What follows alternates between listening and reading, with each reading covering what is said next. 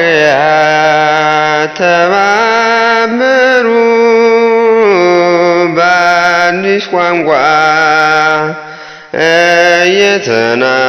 እየተናገሩ ቃሉን አስተማሩ።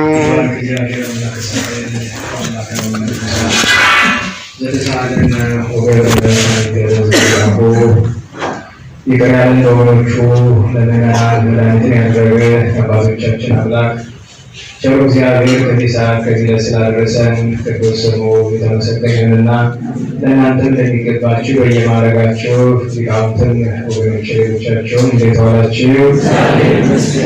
እንዴት ሰነበታችሁ? ቸሩ አምላካችን መድኃኒታችን መድኃኔዓለም ኢየሱስ ክርስቶስ የባሕርይ አባት አብ የባሕርይ ሕይወቱ መንፈስ ቅዱስ ንጽሕት ድንግል አምላክ ወላዲተ አምላክ እመቤታችን ድንግል እናቱ ቅዱስ መስቀሉ ቅድስት ቤተ ክርስቲያኑ ያከበራቸው ቅዱሳን ሁሉ ስማቸው የተመሰገነ ይሁን። የተመሰገነ ይሁን። እንኳን አደረሳችሁ። ቸሩ አምላካችን እግዚአብሔር ካከበርናቸው ወደፊትም ከምናከብራቸው በዓላት ጸጋ በረከት እንዲያሳትፈን ቅዱስ ፈቃዱ ይሁንልን። እንግዲህ ያለንበት ወርኃ ታኅሣሥ የቅዱሳን ነቢያት ጾም ላይ ነውና በዚህ ጾም ውስጥ በተለይ ከታኅሣሥ 7 ጀምሮ ስብከተ ብርሃን ኖላዊ ጌና እያልን የምናከብራቸው በዓላት አሉ። ሳምንቱ ራሱ የዚያ መጠሪያ ሆኖ ነው የሚያገለግለው። ስብከትን ከ7 እስከ 13 ብርሃንን ከ14 እስከ 20 እስከ ዛሬ ማለት ነው እስከ ሰሙነ ብርሃን፣ ኖላዊ ደግሞ ከ21 እስከ 27 ድረስ እናከብራለን። በ28 ጌና በ29 የጌታችን የመድኃኒታችን ኢየሱስ ክርስቶስ ዓመታዊ የልደት በዓል ይሆናል ማለት ነው። እንግዲህ እግዚአብሔር አምላካችን በቸርነቱ ብርሃኑን ይገለጥልን። የዘመነ ብርሃን ነገር ስትማሩት ነው የሰነበታችሁ። ሊቃውንትን በየአውደ ምሕረቱ እኛም እሑድ ቀን በነበረን የአገልግሎት ሰዓት ላይ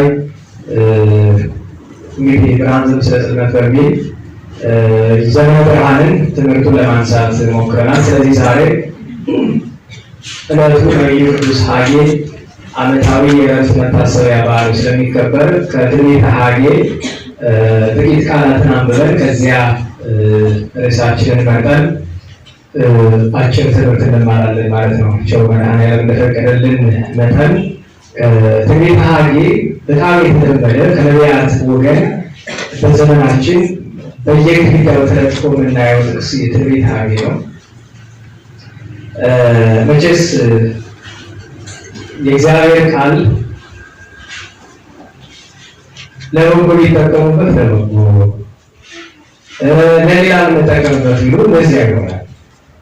ያው አባቶቻችን ቅዱሳን መጻሕፍትን ለገዛ ፍላጎታችን እንዳንተረጉ ወይ ደግሞ አንዳንዴ ሰዎች ቃላትን እስኪሰለቿቸው ወይ እንደዛ እስኪመስል ድረስ አንዳንድ ቃላትን መደጋገም አስቸጋሪ ነው እና ሰው በዚህ ዘመን ከመብዛታቸው የተነሳ በጣም ከመለመዳቸው የተነሳ ቁም ነገር ያለው እስካይመስለን ድረስ ከደረሱ ጥቅሶች አንዱ ይህ በትንቢተ ሐጌ የሚገኘው እና ቤቴን ስሩ የሚለው ቃሉ በእርግጥ ቤቴን ሳይሆን ከንጹህ ቤቱን ስሩ ወይም ቤተ እግዚአብሔርን ስሩ የትምህርታችን ርዕስ ይሁን። ማንም ሰው ህንፃ ቤተክርስቲያንን ፈቃደ እግዚአብሔር ሳይጠይቅ መስራት የለበትም። እሱን እንመጣበታለን። አስቀድሜ እላለሁ በትንቢተ ሐጌ 2 ምዕራፍ ነው ያለው። ትንቢተ ቅዱስ ሐጌ በትንቢተ ሐጌ ምዕራፍ 1 ቁጥር 4 ጀምሮ ከላይ የትንቢት ማንሻ የታሪክ ማንሻ አለ። በንጉሱ በዳርዮስ በሁለተኛው ዓመት በ6ኛው ወር ከወሩ በመጀመሪያው ቀን ብሎ የሚያመጣው አለ። እንግዲህ ይሄ ዘመን እስራኤል ከፄዋዌ ከምርኮ የተመለሱበት ዘመነ ሚጠት ነበርና ያን ነገሩን ቁጥር 4 ላይ በውኑ ይህ ቤት ፈርሶ ሳለ እናንተ ራሳችሁ በተሸለሙ ቤቶቻችሁ ለመኖር ጊዜው ነው? አሁን ሁሉን የሚችል እግዚአብሔር እንዲህ ይላል፣ እስኪ በልባችሁ መንገዳችሁን አስቡ። ብዙ ዘራችሁ፣ ጥቂትም አገባችሁ፣ በላችሁ፣ ነገር ግን አልጠገባችሁ፣ ጠጣችሁ፣ ነገር ግን አልበረታችሁም፣ ለበሳችሁ፣ ነገር ግን አልሞቃችሁም። ደመወዙን የተቀበለን በቀዳዳ ከረጢት ሰበሰበ። ሁሉን የሚችል እግዚአብሔር እንዲህ ይላል፣ በልባችሁ መንገዳችሁን አስቡ፣ ወደ ተራራ ውጡ፣ እንጨትንም ቁረጡ፣ ቤቱንም ስሩ፣ እኔም በእርሱ ደስ ይለኛል እመሰግናለሁ ይላል እግዚአብሔር።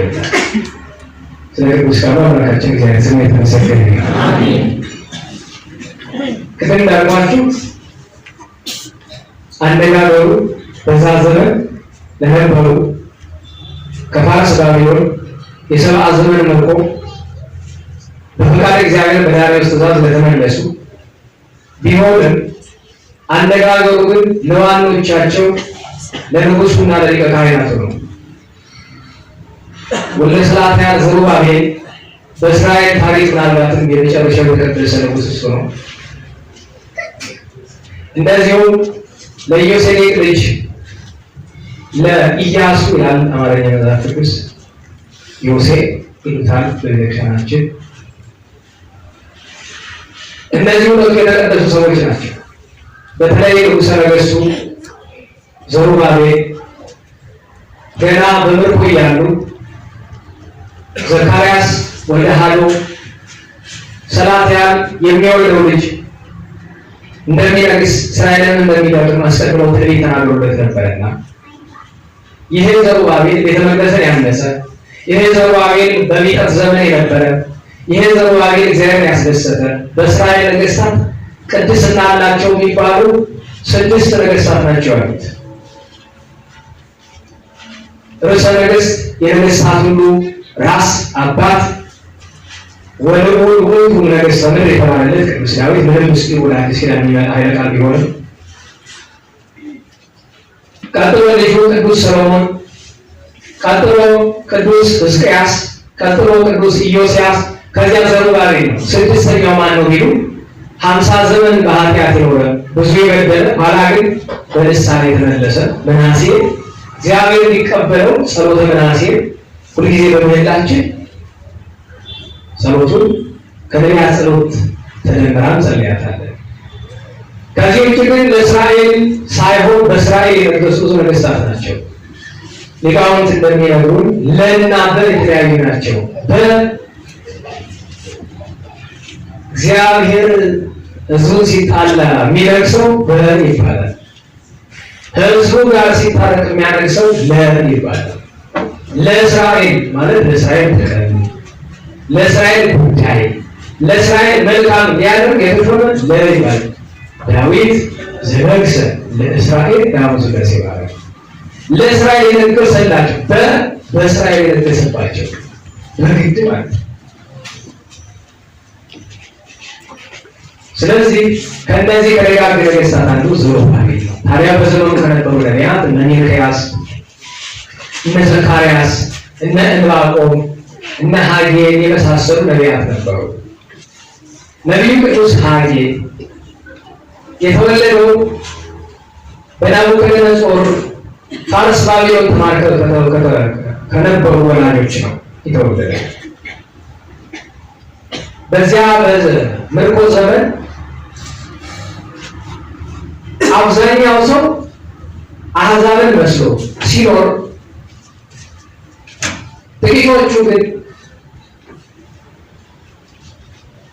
የሚኖሩት በባቢሎን ቢሆንም ልክ በኢየሩሳሌም እንዳሉ እግዚአብሔርን ያመልኩ ነበር። ምንም መስዋዕት ባይኖር፣ ምንም ንጉሥ ባይኖር እግዚአብሔር በእነርሱ ላይ ለእነርሱ ነቢያትን፣ መምህራንን፣ መሳፍንትን አላሳጣቸውም። ሰለስቱ ደቂቅን ዳንኤልን የመሰሉ መሳፍንት፣ እነ ዘካርያስና ኤርምያስን የመሰሉ ነቢያትን አላሳጣቸውም። ለምን? ከቀቢጸ ተስፋ እንዳይደርሱ ሚጠት እንዳለ አውቀው እንዲጠነቀቁ ልቡናቸው የተቀጡ በጥፋታቸው ነውና በንስሐቸው 70 ዘመን ተፈጽሞ የተባለው ትንቢት ሲደርስ እግዚአብሔር አውጥቶ ለበጎ ርስት እንዲያበቃቸው እንዲያነቃቋቸው ሰጥቷቸው ነበር። እንግዲህ በዛ ዘመን ከነበሩ ነቢያት አንዱ ሐጌ ነው። ይሄ ቅዱስ ሐጌ በዚያ ዘመን በነበረበት ዘመን እስራኤላውያን ቃል ገብተው ነበር። ለናላችሁ ስለት ተስለው ነበር። ምንድን ነው የስለታቸው የሚሉ እግዚአብሔር ወደ ርስታችን እንዲመልሰን የኢየሩሳሌምን ትንሣኤ የእስራኤልን ትንሣኤ ዳግም ያሳየን ትዳር እንያዝ፣ ልጅ እንውለድ፣ ዘር እንዝራ፣ ቤት እንስራ አንልም። አስቀድመን መመለሻው መቀደሻው የእግዚአብሔር ቤት እንሰራለን ብለው ስለት ተስለዋል። እንደመጡ ግን ቃላቸውን ዘርግተው ጌታችን እንደወቀሳቸው ዘርዘሩ፣ የገዛ ቤታቸውን ሰሩ። መጋባት መዋለድ መጣ። እሱ ስርዓት ነው፣ የሥነ ፍጥረት ሕግ። ነገር ግን ቃላቸውን አጠሩ። በዚህ ጊዜ እግዚአብሔር ነቢይ ቅዱስ ሐጌን ላከው። ቅዱስ ኤርምያስን እግዚአብሔር ሲልከው እነ ሴዴቅያስ አንሰማም ብለው እርሱን አዘከፉስ ቆሻሻ ውስጥ ጥለው ያ መከራ መጥቶባቸዋል። ነቢያት መምህራን ሲናገሩ የሰው ይጠቀማል። ለምሳሌ ቅዱስ ዳዊት ናታንን መጥቶ ሲነግረው ሌላኛው ነቢይ ጋር መጥቶ ሲነግረው ሰምቷል። በመስማቱ ምክንያት እስራኤልን ኖረዋል፣ ሕዝቡም ተጠቅሟል። ቅዱስ ዳዊትን በጸጋ ላይ ጸጋ ተጨምሮለታል። ሌሎቹም እንደዚህ የሰሙ ተጠቅሟል። ምክር አልሰማ ያሉ ግን ራሳቸው ብቻ ነው። እንደምታውቁት አባትና እናት ያጠፉት ቤት ነው የሚያጠፋ። ሕፃናት አጠፉ አላጠፉ አብሮ መጥፋታቸው አይቀርም። ንጉሥ ያጠፋው እንደዚያ ነው። ለዚያ ነው በዚህ ዘመን በጣም በብዛት ስንናገር መሪዎች ላይ የምናተኮርበት። ምናልባት እንድታውቁት ነው የምፈልገው። ከዚህ በኋላ እግዚአብሔር ይመስገን ብዙ አይሆንም። እስካሁን ድረስ ግን በሚዲያ በየስብሰባው በአውደ ምሕረት ከሁሉ ይልቅ ሕዝቡን ከመገሰጽ ይልቅ የመሪዎችን ችግር አብዝተን የምንናገረው ሕዝብ ሊለውጥ መሪ ካልተለወጠ ለውጥ የለውም። ምክንያቱም መጀመሪያው መሪ ሳይለወጥ ሕዝብ ተለውጦ አያውቅም። ምክንያቱም ሕዝብ ማንን ነው የሚመስል? መሪውን ነው። ተማሪ ማንን ነው የሚመስል? አስተማሪውን ነው የሚመስል። ለዛ በቤተ ክህነትም በቤተ መንግስትም የችግሩ ምንጭ ሕዝቡ አይደለም፣ መሪዎቹ ናቸው። በስጋው በመንፈሳዊ ይህንን ብለን ብዙ ለፍተናል። ያተረፍነው ግን ያው የምታውቁት ነገር ነው። ከዚህ በኋላ እንዳፈቀደ ሁሉ እንድታውቁት የሚያስፈልገው ነገር ግን ምንም በደል ነገራችን ቢሆንም ዋናው በደል ግን ባለፉት 50 ዓመታት የመሪዎቻችን ነው። በስጋው በመንፈሳዊ ሌላውን ተውትና ምሳሌ ማጣት። አሁን ለምሳሌ ሙስና የማይቀበል መሪ በዓለማዊ ፈልጎ ማይቀበል ማለት ለማለችሁ ድሮ ምን ይባላል? ከምሮ ነገሩኝ። ያ ማለት ሙስና የሚቀበል ሰው ፈልጎ ማግኘት ይላል ማለት ነው። ከምሮ ጥሬ ዛሬ ምሳሌው ተገልጦ ከጥሬ ንፉ ማለት ነው ማለት ለምንቱ እንኳን በቤተ መንግስቱ ይቀርበልኝና በልትሳደሩ እንዳትል ታውቁታላችሁ። ጉቦ ዛሬ መሰረት መስርታ ቀን አብቅላ ጅራት አብቅላ ስር ሰዳለች። የት እንደሆነች ታውቁታላችሁ። በተለይ መሀል ሀገር ብትሄዱ ትገረማላችሁ። አንዳንድ ሰው አላለ ሰይጣንን የሚያስልቅ የሚባል ከክፋቱ የተነሳ ሰይጣንን የሚያስልቅ ሰው አላለ። ልክ እንደዛ የቤተ ክህነት የማለት የቤተ መንግስትን ሙስና የሚያስልቅ ስራ ታያላችሁ።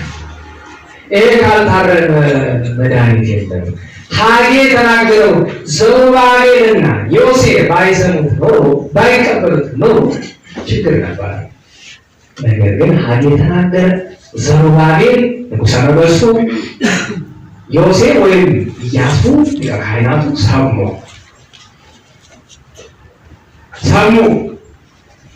በዚህ ምክንያት መፍትሄ ተገኘ።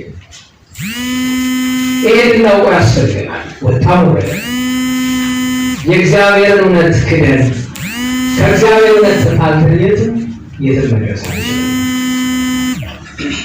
በነገራችሁ ላይ ይቅርታ መጠየቅ ትፈልጋላችሁ? ተናወራችሁ ይቅርታ መጠየቅ ነው መጠየቅ ነው የምትፈልጉ? እንዴት ዋላችሁ? እንዴት ዋላችሁ? መጠየቅ ነው የምትፈልጉ መጠየቅ ነው የምትፈልጉ? ይሄን ያልኩኝ ወድጄ አይደለም። አሁን ከመጠየቅ ከወር በፊት አንድ ወረቀት እዚህ ይመጣል ወይ ጸሎት ይላል ብዙ ጊዜ ወረቀት ይመጣል ወይ መልእክት ወረቀቱ ላይ ይቅርታ ልትጠይቀን ይገባል የሚል ጻፉ እና መጀመሪያ ሳቁ አላቆይቼ ይሄ የጻፈው ሰው እርግጠኛ ነኝ አሁን በሚተናገረው ጤነኛ አይደለም ወይ አይሮ በሽተኛ ነው ማለት ሰው ይቅርታ ጠይቀኝ ክርስቲያን ይቅርታ ጠይቀኝ ይላል። እንዴት ዋላችሁ? በእጅየው ከሆነ ምንድን ነው ማለት ያለበት? ይቅር ብያለሁ ነው በጣም መልካም ነው ነው ይቅር ብያለሁ አንተስ ይቅርታ ጠይቀኝ እኔ ግን ትችላለህ ማለት ነገር። በነገራችን ላይ በግል ደረጃ ማናችሁንም ይቅርታ የሚያስጠይቅ ነገር የለም። ምክንያቱም በግል አንተዋወቅም ከሁላችሁ ጋር የዘመነ ቅዱሳን መደበኛ አገልጋዮች እንኳን ከእኔ ጋር በሁለት በሶስት ቀን እንገናኙ እኔ ጋር ምንም ያገናኛችሁ ነገር ትመጣለህ ስራ አንተ ሌላ ነገር የለም። ስለዚህ ይቅርታ ከመጠየቅ ላይ መሰለ ነገር ይቅርታ ከመጠየቅ በጉባኤ ማለት ለሙሉ ለፕሬክሳሱ እኔ ግን አስቤ ነው የመጣው በእውነቱ እኔ አእምሮ ታችሁ ስለሆነ ምን ችግር አለው? ጠይቃቸዋለሁ ይጎዳል እናንተን የማይጠቅመው እንጂ ለእኔ ማለት ነው። ያላችሁ እንግዲህ እንዴት ነው የሚባል ይቅርታ ነው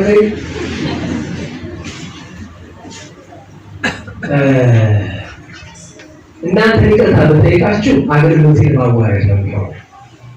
ለምን የእግዚአብሔርን ቃል ነገርኳችሁ እንጂ ሌላ በደል የለም። ስለዚህ ይቅርታ ስጠይቅ ስለተናገርኩት ቃል ይቅርታ ልጠይቅ አልችልም። ቅር ያለው ሰው ካለ ግን ቀላሉ ነገር ምንድን ነው? እግዚአብሔር መድኃኒዓለም እርሱ ይቅር ይበል። አሜን። እኔንም ይቅር ይበል። አሜን። እንኳን የተታው ሰው ቅዳሴ ሲቀደስ ካህኑ ምንድን ነው የሚለው? መጨረሻ ላይ ጸሎተ ንስሐ ከገባ በኋላ መጽሐፍ ላይ ልጅ የቃል ትምህርት የቃል አነጋገርና ህዝቡን ግዝ ባደረግን ማርያም ታቴ ቀለም ባለጠም በአይነ ምሕረት ከነስረለይ ሰው ሲያስተምር ብዙ ዳይዝ ያወራል ካንደበቱ ዳይዙ ራሱ ለሚጎዳው ልትቀና ቆሎ የሚማረው ይጎዳል አይደል? ለዚያ ሁልጊዜ ነው ጸሎት ሲጨርሱ እቺ ትምህርት ነው ለዚህ ይሆናል። እቺ ነገር የሚያሳስበኝ ውዳሴ ማርያም ሲጨርሱ ዝም ብለው አቡነ ዘበሰማያት ቀለም ባለጠው በአፈ ቅዱስ ኤፍሬም ሶርያዊ ሞይል በአፈ መላእክት ረሚል አንቀጸ ብርሃን ሲጨርሱ በአፈ ያሬድ መልክአ ማርያም በደራሲው በናኦድ ሌሎቹን ጸዋቱ ዳዊት ደግሞ ሰላም ለዳዊት ትሕትናው ሶበሬ ያለች ማጠቃለያ እሷን ደግሞ ከዚያ በኋላ ቀለም ባለጠው በአፈ ቅዱስ ዳዊት ሙላልኝ በምሕረት ዓይን ተመልከተኝ ተብሎ ከዚያ በኋላ አቡነ ዘበሰማያት ለምን ሰው ሲያነብ እንኳንኛ ሊቃውንቱ ቢሆኑ ወይ ሀሳብ መሰረት ይመጣል። መቼም ቀለም ሳይገልጹ ሙሉ ለማለት በጣም ከባድ ነው። ታዲያ ቀለም ላለማንጠፍ መምህሮቻችን ያሳደጉ ያደርጉ ነበር። ጸሎት ሲያደርሱ ለብቻቸው ይሆናሉ። ለምን ነው ለብቻቸው ይሆናሉ? ለብቻ ሆኖ በጣም ጥሩ ነው ጸሎት። አንደኛው ምክንያቱ ግን ድምፅ እያሰሙ ነው የሚጸልዩ። እንደዚህ ከሆነ ቀለም ለማንጠፍ ብዙ አይደለም ብዙ ጊዜ ድምፅ እያሰሙ ዳዊትም ቢሆን ዳሴ ማርያም ቢሆን ድምፅ እያሰሙ ነው የሚጸልዩ። እሱን ማለት ይገባል እና ስለዚህ ዳይስ ይኖራል ለዚያ እናንተ አላችሁ ይቅርታ የምትጠይቁ ማን ይቅርታ የሚጠየቅ? እንዴት ዋላችሁ? ማን ይቅርታ የሚጠየቅ? እግዚአብሔር። የነገር ሃይማኖት ችግር ካለ ግን ይቅርታ መጠየቅ ማለት መተከም ወይ ሄዶ ንስሐ ገብቶ አርፎ መቀመጥ ነው አይደል? ስለዚህ እንዲያው በአጋጣሚ ተስብሮ እና ዝም ብዬ ዛሬ ነው ትዝ ያለኝ ነገሩ እንጂ ወዲያው ስቄ ተወው ነበር። እና እንዴት አይነት ነገር ነው ልክ ብቻ የሆነ ለመጀመሪያ ቀን ይሆናል የመጣና አነጋገሩ ለምሳሌ ሳምንት ገለባ ተብላችኋል አይደል? ቆርቆራችኋል። እንዴት ዋላችሁ? ፍሬን እንደምትወቃለች ሲጃችሁ አጥሩ ይሄን ይቅርታ ጠይቃችሁ ፍሬን እንደኛ ታስታውሳላችሁ 2008 ላይ የጎንደር ወጣት እንስሳት መስሏል በየሰናገር መንገድ ላይ ወጣት ሲተቆረ እንዴት የቴዎድሮስ ልጆች እንስሳት ያለ ወይ ከቴዎድሮስ አራት ቴዎድሮስ ያው ጎንጎን ይወጣሉ እንዳይስቀባችሁ እንደው አጥሩ ራሱ ይስቀባችሁ የቴዎድሮስ ልጆች አይደሉም መች ናቸው ወንዶች ወዛይ ታቆሳሉ አንተ እዚህ ከተማ ተበደልኛል አንዱ ልጅ መጥቶ የቅዱስ ገብርኤል አይደል የቱ ሲሸቁስ ያደሩ ለምን ገብርኤል ናውረድ ከሰፈር ባክ ናውረድ እና አንዱ መጥቶ ለምን ነው ሲሸቁስ ያደራችሁ ይስለም ምን እንደው ወጭም ያው ሀዘናችንን ለመግለጽ እኔ እኮ ነገር ሀዘን የሚገለጠው ነዳን በተራፉበት ሀገር መቶ አንድ ጥቂት መቶ ነው የሚሸጠው በትንሹ እና አይ ትንሽ ነው እኔ አስር ብቻ ነው የተወሰነ አንድ ሺህ ነው ለብሮ ለአርባ ነዳያን እኛው በምናዘጋጀው በዝክረ ቅዱሳን በየቀኑ በምናዘጋጀው ዝክር ላይ ለአርባ ነዳያን ምሳ ወይራት የሚሆን አንድ ሺህ ነው አስር ጥቂት ይሄ ነው ወንዶቹ ማለት ተዛለ የሞተው ወንድነው የሚያሳየ ዛይሮ ከተማ እየተቆሳለ ለሚሞተው እዛ አይኖ ይሞታል ወገኑ ታጥቆ ዛይሮ ይሞታል እዚህ አይደለም ያወረደረደ እና መተው እንዴት እንሳደናለ ሲሉ መልሱ ቀላል ነው መቼም ተናላችሁ የሰው ልጅ መፍራት ካለበት መፍራት ያለበት ማለት ነው ነገሩ አቡነ አብይ እግዚአብሔር አንድ ዘመን ያስፈራቸው ከፊታቸው ቀረባል ያስፈራቸው ሳልነበረ ነገሩ ወንጌል ይማራ ግን ወደ ዋግባ ይሄዱ ነበርና ከመንገድ ይፈርስ አልፈራ አሉት ዝም አላቸው አልፈራ ብፈራ በኪሩቤል ጀርባ የተቀመጠው እሳታዊ አምላክ እንጂ አንተን አልፈራም በሚል መፍራት የሚገባው እግዚአብሔር በእርግጥ በምድር ደግሞ መፍራት የሚገባቸው አለ ግን ወንጀል ከሰራ ፈራ ከሰራ ለምፈራ እና እንስሳት እንዴት አድርገው ቆለል ነው መልሱ አለመሆናችሁ አረጋግጡልኝ ደህና ናችሁ እንዴት ዋላችሁ አሁን እናንተ እንስሳ ናችሁ ሰው ናችሁ እንደውነቱ ወደ ዘንጎ ምናምን ሰው ናችሁ አረጋግጡ ሰው ናችሁ ሰው ነን አረጋግጡልኝ እስኪ ዓለም ላይ አሁን አብዛኛው ሰው እንስሳና አውሬ አይደል እንዴ ሰው አለ እንዴ ሳምንት ነው ሰው ነው አይደል መች ሰው ነው የሰው መጠራ ያለው ሰው ጠፍቷል አንንም የጆስ ማን ከሄድ ያለው ለዚህ አይደል ዝምራ ሰላም አይደል ደግ ሰው ማለት እኮ ያው ነው ደግን የምትለዩት ሰው ሆነ ሰው እግዚአብሔር የፈጠረው አይነት ሰው አለ አዎ በየበረሃው አለ አዎ በየቤተክርስቲያኑ ደጋግ ሰዎች አሉ ስለኛ ነው የምናውቅ ከማላችን ስንት ሰው ይገኛል ልናስተውለው ይገባል በእውነቱ እና የሆነ ነገር ስትባሉ ተባልን ከማለት ይልቅ ነኝ ወይስ አይደለም ለምሳሌ ገለባ ተባላለ እንደዚህ ተባሉ ገለባ ለምሳሌ ትሄድና እኔው ገለባ ነኝ ወይስ ፍሬ ነኝ ትላለህ ገለባ ፍሬ መሆኑን የምታረጋግጥበት ምንድን ነው ሚዛን አይደለም ገለባ ነው ሚዛን ይመጣ ፍሬ ነው አይደለም ሚዛኑ ምንድን ነው ህግጋት ያደርጋቸው እስከዛ ሚዛን ራስን አስቀምጠው እንዲያው ያራዳጅ ይላል አንተ አይደል ደግሞ አይደል ያሳመሩ ማለት ይላል ገለባ ቢሆን አመስግኛችሁ ዳው ፈራል ለምን ገለባና ገፈራ እንስሳት በልተውት ሙያ ይዘጋል ገለባ መሆናችሁ ከሁሉም ጥሩ ነው ራሱ ተናዋላችሁ እግዚአብሔር ይመስገን ይቅርታ በመጠየቅ ይመጣል አስቤ በጣም ይቅርታ በመጠየቅ ነበር የመጣሁት ለምን አልጠይቃቸው ከተቋቸው ግን ታስቦ ለምን ጠይቃለሁ ለአስራዎች በዳንያም ጆሮ ማስተዋሉን ያድርጋል አሜን ለኔ ለእናንተም ማለት ነው ለሆነ ስለዚህ ይሄን እናስተውለው። ወደ ጉዳያችን እንመለስ። ነቢዩ ቅዱስ ሐጌ የተናገረ ሰሙት። ከነዚህ አይነት ቃል መካከል አንደኛው ቁጥር 8 ላይ ከንጹህ ቤቱን ስሩ ምትባል የጥቅስ መነሻ ላይ እንደነገርኳችሁ እኔ ህንፃ ቤተክርስቲያን ግንባታ ላይ በጣም ትልቅ ቅሬታ አለኝ። ቅሬታዬ 3 ነው። ቅሬታ ቁጥር 1 ምንም ያላለ ቤተክርስቲያን በእውነት ከነነፍሱ የምታገኙት ደብረ ብርሃን ሥላሴ ቸር መድኃኔዓለም ሌላ ቅርስ ያላፈረሰ እስኪ ነው ከጥንታዊ ነገር ጋር ማን ግምጃ ቤት ማርክሻ ቅርስ ሰጥቶታል። ሌላ አጣጣሚ ማለት ነው። ቅርሱ ነው የተሰራው። ቅርሱን አውርደውታል። ተክለ ሃይማኖት የትኛው ሁለቱም ቅርሱ ነው የተሰራው። ያው ውስጡ አለ ትንሽ ምን አስፈልግ መሰላችሁ? ልደታ ቤተክርስቲያን ለምሳሌ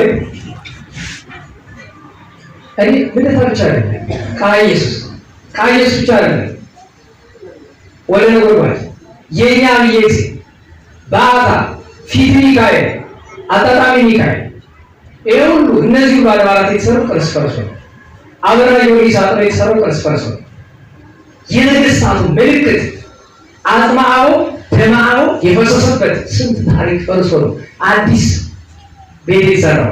አንደኛው ቅሬታዬ ቅርስ መፍረሱ፣ ሁለተኛው ቅሬታዬ ቤተክርስቲያኖቹ ሲሰሩ የቤተክርስቲያንን ስርዓት የጠበቀ አይደለም። ትመልከቱ ቅያታ ካቴድራል ይባላል። ካቴድራል ምን እንደሆነ እንኳን እርግጠኛ ነኝ። ካቴድራል የሚሰሩ ሰዎች መካከል ከ199 ካቴድራል ምን እንደሆነ የሚነገረኝ ያለዚህ መካከል ከደሞ ሞቲቬሽን ለማለት ይፈልጋችሁ ካቴድራል እንደሆነ ታውቃላችሁ ነው አንዱስ ታዲያ ስለማታውቁት ነገር ለምን እኔ በአባይጂ ካቴድራል እንደሆነባችሁ አናውቅም እና ወረቱ ካቴድራል እንደሆነ እንዴ ስለማትበት እንኳን ቤተክርስቲያን እኔ እኮ ማዝነው መሰላችሁ ቤተክርስቲያን የሚወስደው ነው አይደለም እንዴት ሆናችሁ? አሁን የደቡብ ማህተም ካቴድራል ነው የቻለ ነው ቤተክርስቲያን የሚለው የማጥፋት አለምታዊ ስራ እኮ ነው። ይከፋል ነው ይሰጣን ስራ ነው። ቤተክርስቲያን የሚለው ማህተም ላይ ነው። ምን ያደርጋል? ካቴድራል ራሱ ማለት ነው ይላል። ሁለተኛው ቅሬታ ይሄ ነው። የቤተክርስቲያንን ትውፊት በሚያፋልስ መንገድ አድባራትን ማነጽ በተለይ መሀል ሀገር አዲስ አበባ ብትሄዱ ይከፋል። አሁን ባለፈው ይጂ ያለ ሳሪ ተብረትን እናሳይሽኝ ያይተው አዲስ አበባ ማየት የሚገባ በዓለ ወልድ የሚባል ቤተክርስቲያን አራኪው ብቻ ነው ጥንቱ ቅኔ ማለት ቅዱስ መቅደስ ያለ ሴትና ወንድ ተፋቅሮ የሚያስቀድስበት ደብር ሆኖ እንዴት ዋላችሁ? መልካም ነው። እንደዚያ አይደለም። ሶስተኛው ቅሬታ በእውኑ ህንፃ እግዚአብሔር የሰው ልጅ ተርቦ ህንፃ እግዚአብሔር ሊቃውንት አርቲት የዕለት ጉርስ አጥተው በርበሬ በጥብጠው እየጠጡ እኛ ህንፃ እንገነባለን በሳር ነው የተሰራ ችግር አለ? እንዴት ዋላችሁ? እግዚአብሔር ቤቴን በሳር ሰራችሁ ቢሎ ቅሬታ ከወቀ በሳር ሰራ በወርቅ ነው ይገቡ ነገስታቱ በወርቅ የሚሰሩ ወርቅ ስለተረባቸው 500 ሚሊዮን 400 ሚሊዮን ወጪ የተደረገ ቤተክርስቲያን ይገነባል። ህንፃ እግዚአብሔር ግን 15 ሚሊዮን ኦርቶዶክሳዊ የሚበላው አቶ ፔንት ይሆናል። 15 ሚሊዮን ሊቃውንት መስሎኝ 15 ሚሊዮን ኦርቶዶክሳዊ እርዳታ ፍለጋ ነው ፔንት ይሆናል። አሁንም ቤተክርስቲያን አሁን በዚህ ማለት የተሰራ ቤተክርስቲያን ነው። አዝናለሁ የነበረው ምን አጠፋ እንግዲህ አዝናለሁ። ከሚለብሱ ቃል ቅዱስ ሩፋኤል አካባቢ መጣችሁ ካላችሁ አዝናለሁ። ነባሩ ቤተክርስቲያን ምን ረተ አዳራዊ ኢየሱስን አፈሰን ካልሰራረው ሲኖር ሲገዘት ነበር። ምንድነው ችግሩ አልኩኝ። ቆርቆሮ እያፈሰሰ እኔ ለቆርቆሮ ማሰሪያ የምትፈልጉት ያክል ብር ልስጣችሁ። አይ ለምን ማፍረስ ነው አለ። ማፍረስ ነው ታዲያ ቤተክርስቲያን ዓላማ ይዛ አሁን እስኪ በሞት ያስቡት። ገዳማውያን አባቶች አፈር በጥተው እየጠጡ የአብነት ተማሪዎች በርበሬ በጥተው እየጠጡ ክርስቲያኖች ህንፃ እግዚአብሔር ምዕመናን የሚኖሩት ሊጠጡ ሃይማኖት የለወጡ እኛ የቆመን እያፈረስን አዲስ እንገነባለን። ይሄ ገነኛነት ነው። ታዲያ ለዚህ ወስደን የትንቢት ሀገር ወስደን ትፈልጋለህ? ህዝቡ ፊቱንም ሰው ብሏል። ይኸው ለዚያውም እኮ ይሄንን አሁን በስንት ሚሊዮን ገንዘብ ታቆም ቤተክርስቲያን አሕዛብ መቼ መጥቶ እንደሚያፈርሱ እኮ አታውቁ። በግልጽ ነው የምነግርህ። ተደግሷል፣ ድግሱ አይቀርም። እንዲያው ለኪነ ጥበቡ ጆሮ መድኃኒዓለም እንዲያው በፍጹም ይቅርታው ነገሮችን ካለሩጣቸው በቀር እንዳያያዛችን አይቀርም። ምን ጥያቄ አለው ወገኔ? ስለዚህ የመጀመሪያው እንድናውቀው የሚያስፈልገው ነገር ይሄ ቤቱን ንጹህ ንጹህ ቤት የሚለው ይችላል እናስበው። መጀመሪያ የዘመናችን በሽታ ይሰው። ከዛ ውጭ ግን ንጹህ ቤት ቤቱን ንጹህ ብሎ ሲል ወይም ቤተ እግዚአብሔርን ንጹህ ሲል ምን ማለት ነው? ምን ማለት ነው? እኔ ሰፊ ዓለም ውስጥ መግባት አይፈልግም። እግዚአብሔር ዓለም ሲፈጠር ይችን ዓለም አበጃጅቶ አባታችን ደጉን ሰው አዳምን ከሔዋን ጋር ፈጥሮ አስቀምጧቸዋል። የእግዚአብሔር ቤት ማለት ይህ ዓለም ማለት ነው። መቼም ቤተ እግዚአብሔር ሲባል ትርጉሙ የተለያየ ነው አይደለም? ዋናው ትርጉሙ ግን ወጣ ወረደ እግዚአብሔር በሰማያት አይደለም ያለው፣ በምድርም አይደለም ያለው። ራሱን በነቢዩ ኢሳይያስ አድርጎ ተናግሯል። ቅዱስ እስጢፋኖስን አይሁድን ሲዘልፋቸው ተናግሯል። ሰማይ መንበሬ፣ ሰማይ ዙፋኔ ነው ማለቱ ዙፋን አድርጌ እገለጥበታለሁ ነው እንጂ እግዚአብሔር በሰማይ ይኖራል ማለት አይደለም። ወምድር ይመክኔ ነገሬ፣ ምድር የእግሬ መረገጫ ናት ሲል የእግሬ መረገጫ አድርጌ እታያለሁ ብሎ ሲል ነው እንጂ ምድር ላይ ይኖራል ማለት አይደለም። እንዴት ያለ ቤት ነው የምትሰሩልኝ? ሁሉን የሰራ ሁሉን በመሃል እጁ የያዘ አምላክ የመጀመሪያ ማደሪያው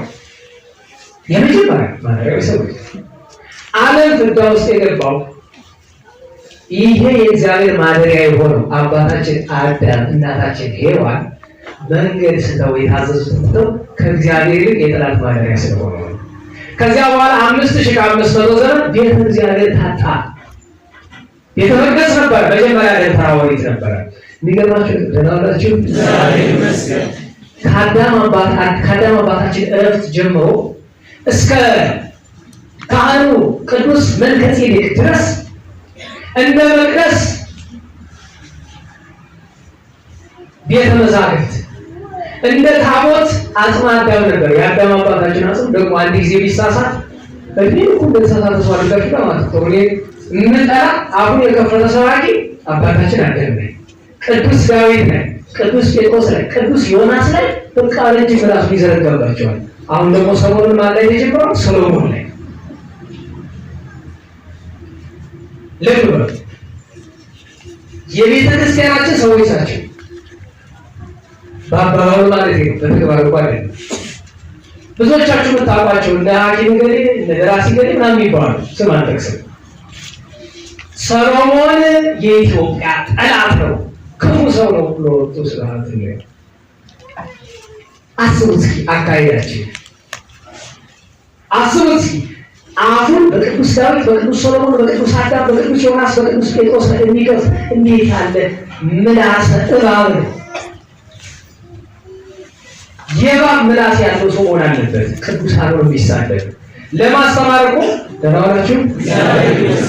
ቅዱስ ዳዊት የከበረ ማን ይገኛል? ቅዱስ ዳዊት ተሳሳተ ነገሩኝ። የኦሪዮን ሚስት ኤልሳቤጥን ቀምቷል አልቀማም? እሱን አስገድሏል አላስገደለም? ይሄ በተደረገበት ግን ሲነገር በስርዓት ነው፣ በጥንቃቄ ነው፣ ክብሩን ጠብቀን ዝም እንዳመጣው አይደለም። ነቢዩ ቅዱስ ዮናስ ከእግዚአብሔር ሸሸ ስትል ተጠንቀቅ። አዳም አባታችን ስትወቅስ ተጠንቀቅ። ቅዱስ ጴጥሮስን ከሃዲ ትላለህ፣ ከአንተ በላይ ከሃዲ አለ? ቅዱስ ጴጥሮስን ከሃዲ ይሉታል ወይ? ቸሩ መድኃኒዓለም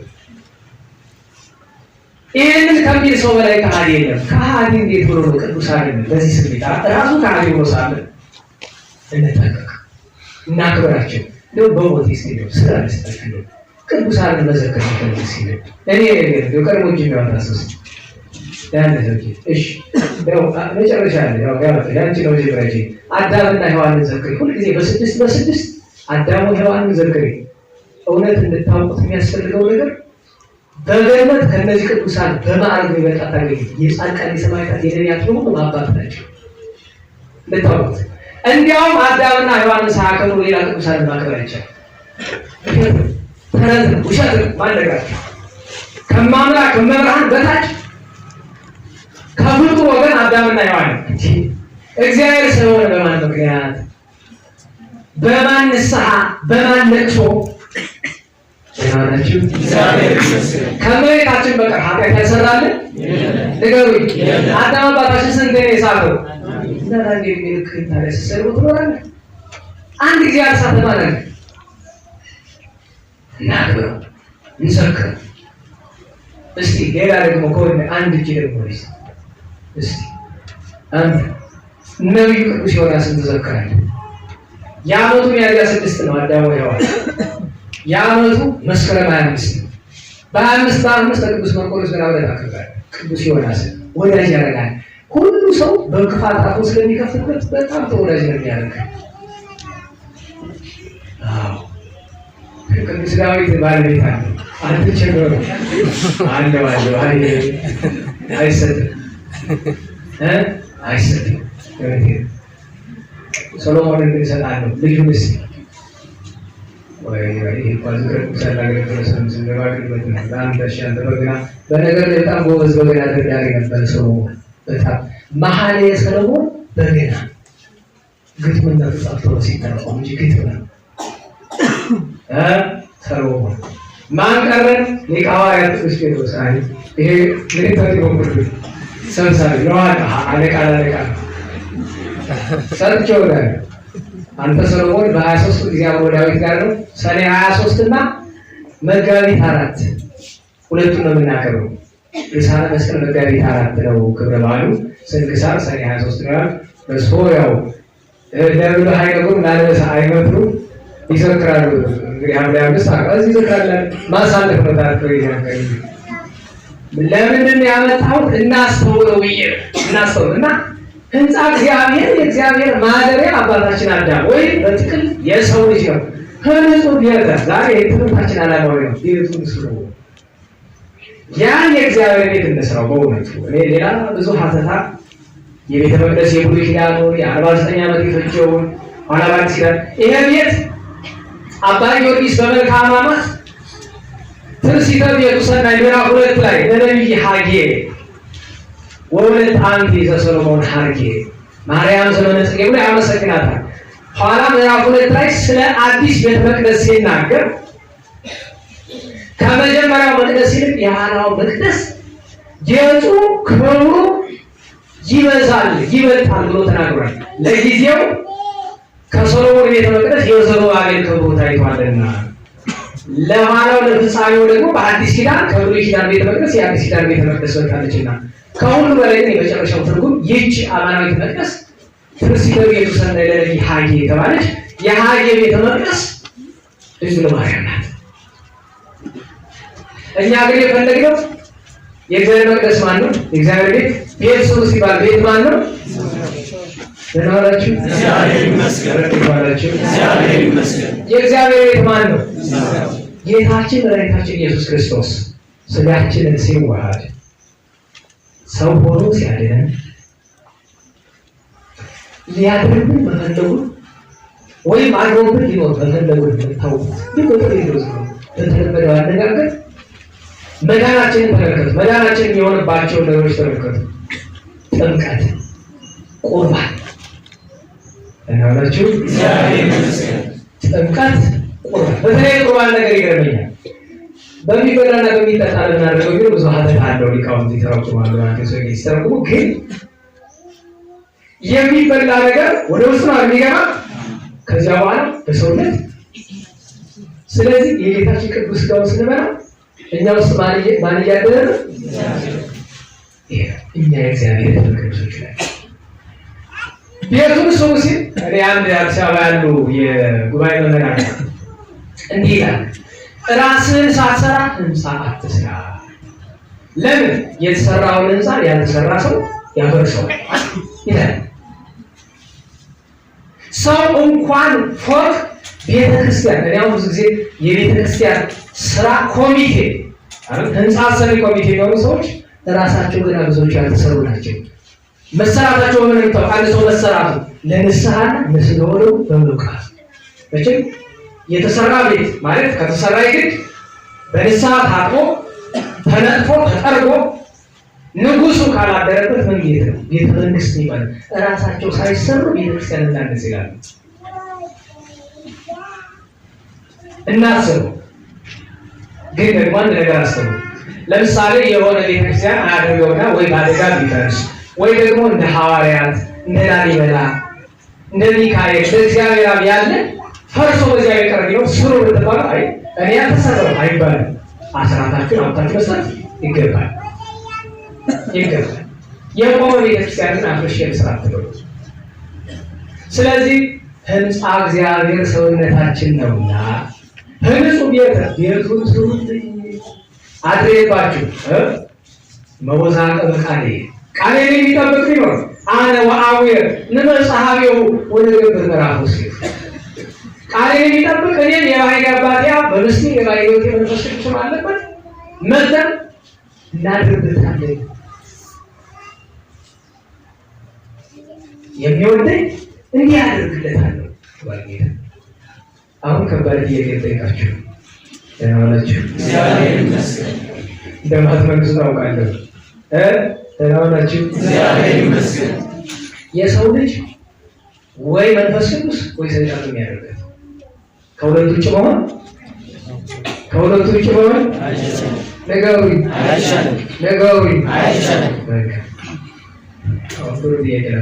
አሁን በእናንተ ላይ ያለው ያለ ክርስቶስ ነው ያለበስ አረዳታለች ደግሞ ያንስመጠ ሁለታው ትትናመስላችሁ ያውላችሁ ሁለቱ ይጨንቃል።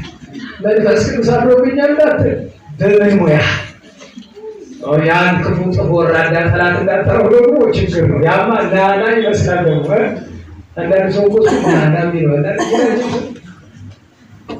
ይሄ ጥያቄ ራሳችሁ ብታሰላስሉ እኛ ከተሰራን በንስሐ በስጋው ደግሞ በፍቅር በአንድነት በሕገ እግዚአብሔር ጸንተን ከተሰራን መንፈስ ቅዱስ ቤት ያደርገናል። ምንም ጥያቄ ነው።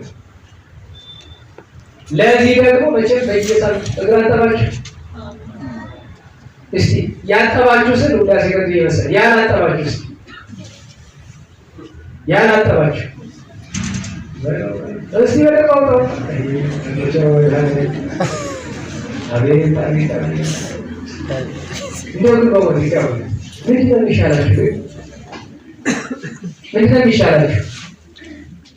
እንደዚህ ማቆም እንዴት እየሰራላችሁ? አሁን ቅዱስ ዳዊት ቅዳሜ ክብረ በዓል ከ6 ሰዓት ጀምሮ የነዳያን ጉባኤ አለ። ከ500 በላይ ሌሎች ይጠራሉ። እነሱን አስተናግዱ ላይ እየጠራችሁ ነበር። ትመጣላችሁ? አዎ። መቼም የተረፈ ነገር አለ ብላችሁ ታዲያ ግን ማጠቡ ነው የከበደ አረ ተው ዋላ ታገኛላችሁ። ደግሞ ወንጌል ነው እንደላችሁ። አረ ተው ምንም የከበዳችሁ ባለፈው 3 ሳምንት ለምኜ ቀረ። አሁን ደግሞ እሺ አሁን ልደት ደግሞ የልደት ዝግጅት አለ አይደል? እግር ማጠብ አልባል መጀመሪያ በቃ እንዲሁ ብትማሩ ደግሞ በልደት ቀን እግር ተጣጣሙ ብሎ አባቶቻችን ጋር መከረደ ያለ ነገር ይመጣው። ስለዚህ ያው እናስበው እኛ እንሰራ ብዬ ነው እግረ መንገዱን እንዲያው መታዘዝ እኮ ጥሩ ነው። እንዲሁ እሺ ሲሆን ይሄ ባይዘር ትእዛዝ አይደለም ብሎ መፈጸም ነው። ቢቀር ነው ትንሽ ይባል ከማበር የዛሬ 10 ዓመት ነው ያዘዙ እንኳን ሰው እንኳን ደግሞ ትራፊክ ያዘዙ እንዴት ብሎ ተሰይቷል። መከባበር የለም አረተው ኋላ ለምን መሰላችሁ? በፍርድ ቀን አይቴ ነበርከው ወይም ተገበርከው ምትል ጥያቄ ትመጣለች። ወዴት ነበራችሁ? ምን ሰራችሁ? ተብሎ ጌታ ሲጠይቅ ጌታዬ እኔ እንደዚህ ያልሰማው ምናምን ተሰርታል ነገርኩ ክቦ ቀዳሚ በአፈ ነቢያት ዳግመ በአፈ መጻሕፍት ወሳልሰ በአፈ መምህራን ይላሉ አባቶቻችን። ቀድሞ በነቢያት ኋላ በመጻሕፍት ኋላ በመምህራን አንደበት ነግሬያችኋለሁ። እናንተ አመፀኞች የሚል የሚያስፈራ ቃል አለ። መድኃኒዓለም በቸርነቱ ይርዳል። የእርሱ ማጠቃለያ አጭር ነው። ራሳችንን እንስራ፣ ራሳችንን እንስራ። እኛ ከተሰራ አንድ ሰው መጀመሪያ ታውቃላችሁ አይደል? አንድ ቤት ሲገነባ የሙዋይ ይባላል። ተናውላችሁ የዚህ ኢትዮጵያችን ዘንድሮ ምን ሆናለች? የሙዋይ አይደል? ለምን? አንተም ሙዋይ፣ እኔም ሙዋይ፣ አንቺም ሙዋይ፣ ሁላችንም ሙዋይ። እኛ አለት ብንሆን ኢትዮጵያ የአለት ቤት እንጂ የሙዋይ ቤት አትሆንም። ከረታችሁኛል። ኢትዮጵያውያን ከሙዋይነት እንውጣ። እኛ ካልተሰራን ሀገር አትሰራም። እኛ ካልቆምን ሀገር አትቆምም። ስለዚህ ይህንን ነገር እንድናስብበት አደራላችኋለሁ። ቸሩ መድኃኒዓለም አምላከ ቅዱሳን በቸርነቱ ይርዳል፣ በቸርነቱ ይርዳል። የሰባቱን ቀን ቅዱሳን ስም እናንሳና ሰዓት ያው በጊዜ ጨረሱ መልካም ይሆናል ማለት ነው። ወደዚያኛው ለመሄድ የቅዱስ ዳዊት ነገር ልንገራችሁ። አሁን ቅድም የነገርኳችሁን አጥብቃችሁ ያዙት። መታችሁ ከተቻለ ድሮ የምናደርገው የነበረ በየአድባራቱ እየሄዱ ላሉ ነዳያን መስጠት። ነገር ግን ሁልጊዜ ስጋውን እንጂ መንፈሳዊ ምግብ ነዳያን የሚመገቡበት መንገድ የላቸው። ስለዚህ በዚያው አንድ ከአባቶቻችን ከመምህራን አንዱን ጠርተን ምግቡን ይመገባሉ። እግዚአብሔር ፈቃዱ ከሆነና አባትሽ ብሎ ከመጡ ደግሞ ያስተምራሉ። ያው ነዳያንን ማስተማር ትንሽ ጸጋ ይጠይቃል። ህፃናትና ነዳያንን ማስተማር በጣም ከባድ ስጦታ ይጠይቃል። እኔ አሁን ህፃናት አስተምሩት አይሆንልኝ አልችልም፣ ነዳያንንም አልችልም። እናንተ ትችላለሁ እያልኩ ሳይሆን ለብቻው ትንሽ ይሻላል። ስለዚህ ሀብቱ ያላቸው አበው መካከል አንዱ ጠርተን እንደዚያ እናደርጋለን። 6 ሰዓት ነው ማለት ሩብ ጉዳይ 20 ጉዳይ ወይ 5 ተኩል አካባቢ መገኘት ያስፈልጋል። አብይ ጊዜ ኪዳነ ምሕረት ማለት ነው። እዚያ ተገኝቶ ያንን ማድረግ። ከዛ ጉባኤያችን የምንጀምረው 10 ሰዓት ላይ ነው። ስትመጡ 2 ስራ ነው የሚኖረው። ነዳያን ማስተናገድ ከታች አለ፣ እላይ ያለውን ነገር ማዘጋጀት ደግሞ ላይ አለ። ደጋግሜ የምነግራችሁ ነገር ሁሉንም ለመስራት የሰው ጥረት አለብን አይደለም ነው። በረከት እንድትሳተፉ እየተመራችሁ ምንም ገዛ ስለገዛ ያስላል። ደጋግሜ እናገራለሁ። የቅዱስ ዳዊት በዓል ካለፉት 15 ዓመታት በዓል